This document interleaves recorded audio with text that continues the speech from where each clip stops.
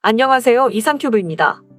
인도네시아에서 한국에서 도입한 209급 잠수함의 기술적 신뢰성과 실제 능력을 검증하기 위해 유럽에서 전문가들을 초청할 것이라고 현지 관계자들이 밝히고 있어 우리나라로서는 주목해야 할 소식으로 보입니다.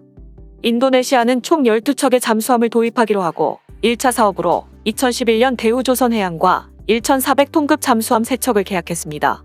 1번함과 2번함은 한국에서 건조해 인도했고 3번함은 한국에서 만든 본체를 인도네시아 자바섬 수라바야에 PAL조선소로 가져와 조립한 뒤 재작년 4월에 진수했습니다. 인도네시아는 3번함을 진수하면서 2차 사업으로 1,400톤급 잠수함 3척을 대우조선해양에 추가로 주문했습니다. 이에 따라 대우조선해양은 PAL조선소와 3척을 공동 건조해 2026년까지 인도할 계획이었지만 지금까지 인도네시아는 계약 급납입 등 2차 사업 진행이 전혀 이루어지지 않고 있어 그동안 한국과의 계약이 해지될 것이라는 소문만 무성했습니다. 이런 상황에서 인도네시아의 현지 관계자는 나가파샤급 잠수함에 대한 기술적 신뢰성과 실제 능력을 검증하기 위해 유럽에서 전문가를 초빙할 것으로 보인다고 전했습니다.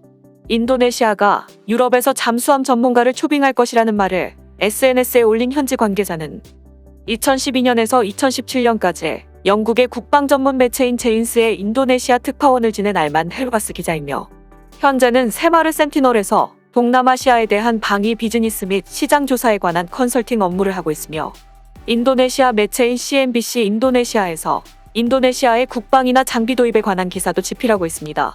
그의 정보에 따르면 인도네시아는 프랑스의 네이발 그룹과 독일의 TKEMS에서 잠수함 전문가를 초빙하여 나가파사급 잠수함의 기술적 신뢰성과 실제 능력을 검증하기 위해 조사를 실시한다고 밝혔습니다.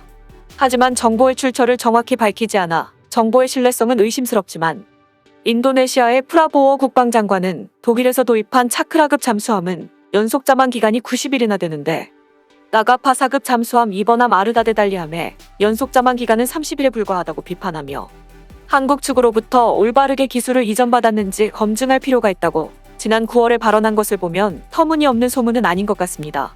이처럼 프라보어 장관은 비밀을 유지해야 하는 잠수함의 정확한 스펙을 일국의 국방장관이 공개석상에서 말하는 것 자체가 비상식적이며 게다가 원자력 잠수함에서도 승조원이나 식료 문제로 실용적인 연속 자만 기간은 60일이 한계라고 알려져 있으며 AIP 기관을 탑재한 우리나라의 도산한창 5급 잠수함도 연속 자만 기간은 20일 정도로 알려졌습니다.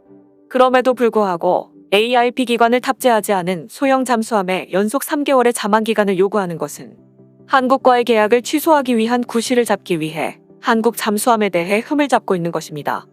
또한 프라보어 장관은 한국에서 도입한 잠수함은 싱가포르가 도입할 예정인 인빈서블급 잠수함보다 성능이 떨어진다고 과거에 말했으며 때문에 AIP 기관을 탑재한 스코르펜급 잠수함 도입에 관한 협의를 프랑스 측과 협의하고 있다는 소문도 있었습니다. 이에 앞서 인도네시아는 독일의 TKEMS에서 라이센스를 받아 터키가 생산 중인 214급 잠수함에 흥미를 보였습니다. 터키는 프라보어 국방장관이 2019년 10월에 국방부 장관에 취임한 이후 그를 2019년 11월과 2020년 2월 2차례 터키로 초청해 AIP 기관을 탑재한 214급 잠수함을 견학시켜 홍보했으며 프라보어 장관은 터키에서 인도네시아로 돌아온 후 한국의 잠수함을 흠잡기 시작했습니다. 덧붙여서 프라보어 국방장관은 지난 10월 유럽을 방문했을 때 터키도 방문했다고 알려졌으며 따라서 스코르펜급 잠수함의 제조사인 프랑스의 네이발 그룹과 209급 잠수함의 원제작사인 독일의 TKEMS에서 전문가를 초청한다는 것은 한국과 체결한 나가파사급 잠수함의 추가 도입 계약을 합법적으로 깨기 위한 포석일 수 있습니다. 인도네시아의 잠수함 관련 동향과 더불어 지켜봐야 할 것은 인도네시아의 라팔 전투기 도입과 관련한 소식입니다. 현재 해외 언론과 인도네시아의 언론들은 인도네시아가 라팔 전투기 36대를 계약한다고 보도하고 있으며 이 보도가 사실이라면 KF-21 전투기를 공동 개발하는 한국 입장에선 신경 쓰이는 뉴스임에 분명합니다. 지난 10일 인도네시아의 수도인 자카르타에 기반을 둔 에어스페이스 리뷰는 지난 7일에 인도네시아 국방부가 프랑스 다소사와 라팔 전투기 36대를 구매하는 초기 계약에 서명했다고 전했습니다. 현지 매체는 계약은 인도네시아가 선급금을 지불할 경우 오는 12월에 발효된다며 절충교역 등 일부 구체적인 사항은 아직 확정하지 않았다고 전했습니다. 라팔 전투기 도입은 지난해 10월에 프라보어 국방부 장관이 프랑스를 방문해 프로렌스 프랑스 국방부 장관을 만난 뒤 본격적으로 추진됐습니다. 당시 프랑스 현지 매체는 인도네시아에서 라팔 전투기 48대 도입을 추진한다며 구체적인 사항도 언급했으며, 지난 2월에는 프랑스의 다소사 관계자들이 자카르타를 방문해 계약 준비에 들어갔으며, 같은 달 19일에는 파자르 프라세티오 인도네시아 공군 참모총장이 직접 나팔 도입 계획을 공식적으로 언급했습니다. 파자르 총장은 올해부터 2024년까지 다양한 현대식 방위 장비를 갖출 계획이며, 여기엔 F-15EX와 라팔 전투기가 포함되어 있다고 밝혔습니다. 모두 알다시피 인도네시아는 KF-21 개발에 참여하고 있습니다.